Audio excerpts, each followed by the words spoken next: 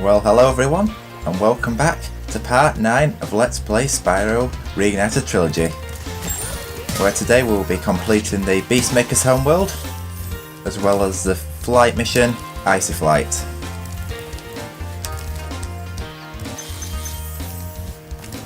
And as you've probably noticed, I've changed Spyro to pink, because I actually messed around with the colours for a little bit and I thought that pink actually goes pretty well with the Dreamweaver's world, so that's what I've decided to choose to use today. I think it looks good in purple as well as his original colour, but I thought I'd change him to pink because I actually like messing around with the colour cheats. So this is the Dreamweaver's Homeworld, which is probably another one of my favourite homeworlds in the original Spyro game.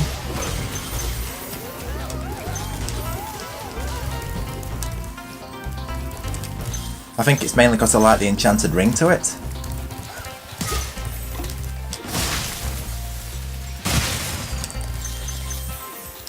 And we will also be finding the hidden room as well, so...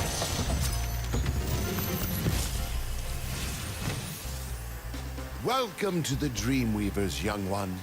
While chasing Nasty's minions in this world, you must expect the unexpected and prepare for what is not there. Which Latif actually does have a point here, because the enemies do seem to unexpectedly change, so they seem to be a bit unpredictable. Also, I'm not too sure if you can actually go behind here, same as Spyro 557 pointed out in the original game. However, I think you now can. I'm sure you could in the original game as well. However, I still can't be too sure.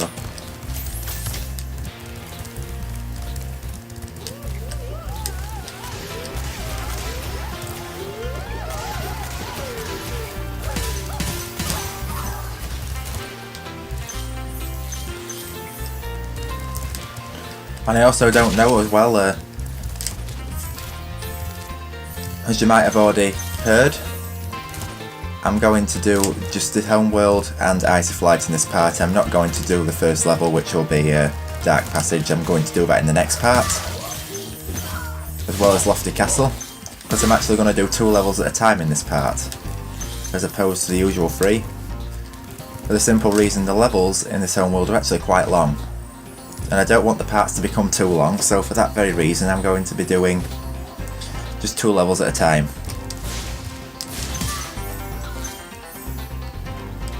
So I want to shrink those 2 here. And also another thing I always make the mistake on is as well, you always end up gliding over there, and I actually never shrink that one, and then I'm stuck with it, so I have to come back around again. So to save me wasting time with that, I've got to shrink it now. So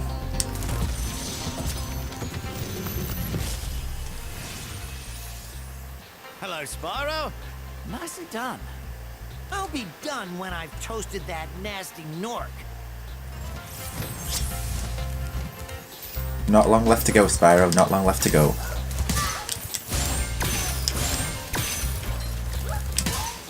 I definitely like what they've done to the Dreamweaver's Homeworld in this game. The distant objects, the clouds, the beautiful pink sky.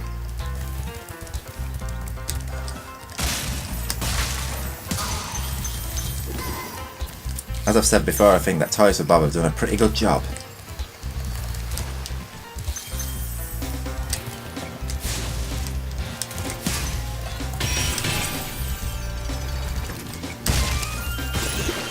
Oh, that was genius.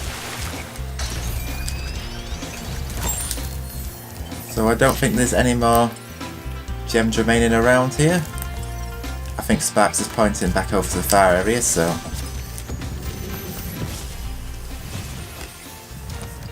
The fools you see in this world are invincible, but that does not mean they shouldn't be attacked. Sounds alright to me. So that's all the dragon rescued from the Dreamweaver's Homeworld.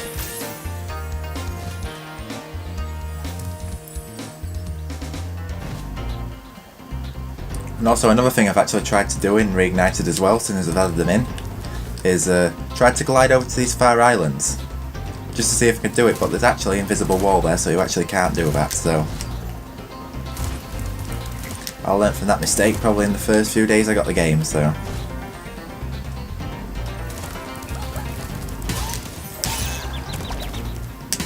Knock these two fools out of the way, which are blocking the path before, which I had to shrink and go all the way around again to do.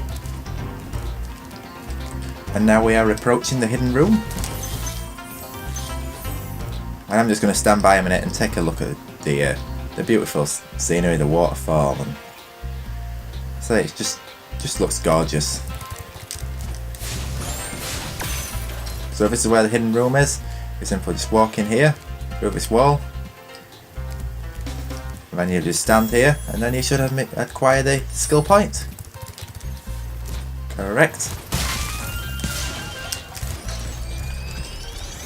And I raised the wrong platform, which I'm pretty sure in the original game you couldn't do. You couldn't actually raise the platform and get to it in time, so I suppose that's a bit of an extra convenience feature that they've added to Reignited Trilogy once again.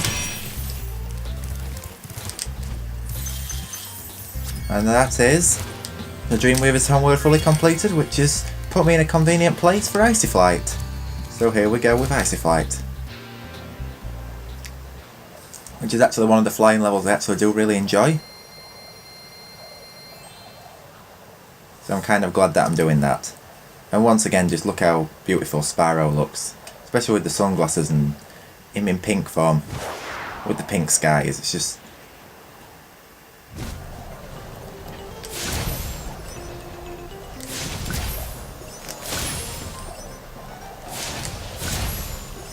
thought that was not going to light then, but this flight mission I do in like a random order.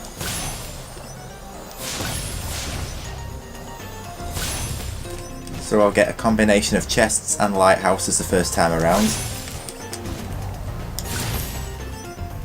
And it saves them to backtrack and go back again for the chests at the end, and I've missed some.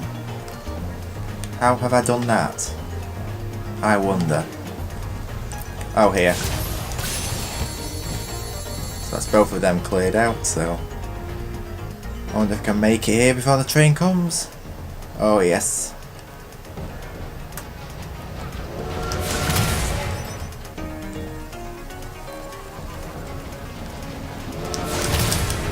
As a kid I always used to find these flying levels really frustrating, and I could never complete them, so I actually used to fully complete the game, but used to miss out on the flight levels, which are actually some of the best levels for getting gems on.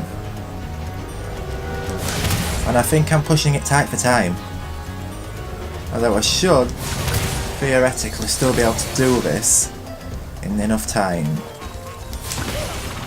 I say I've just got these knocks on the copters to take down, which is just 2 here. Yeah, plenty of time, so that is that.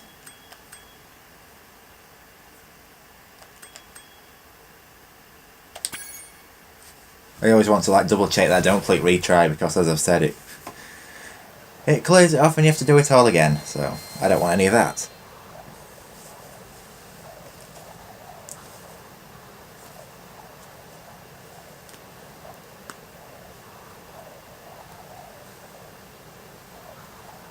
But as I've said, we're only about 9 minutes in so far, but I'm actually going to cut this off right now, and we're going to do Dark Passage in the Lofty Castle in the next part, because as I've said, them levels are pretty long, and I don't want to make the parts too long, so I hope you enjoyed this part with the Dreamweaver's Homeworld and Icy Flight, and I'll see you all in the next part where we do Dark Passage in the Lofty Castle. So, thank you so much for watching.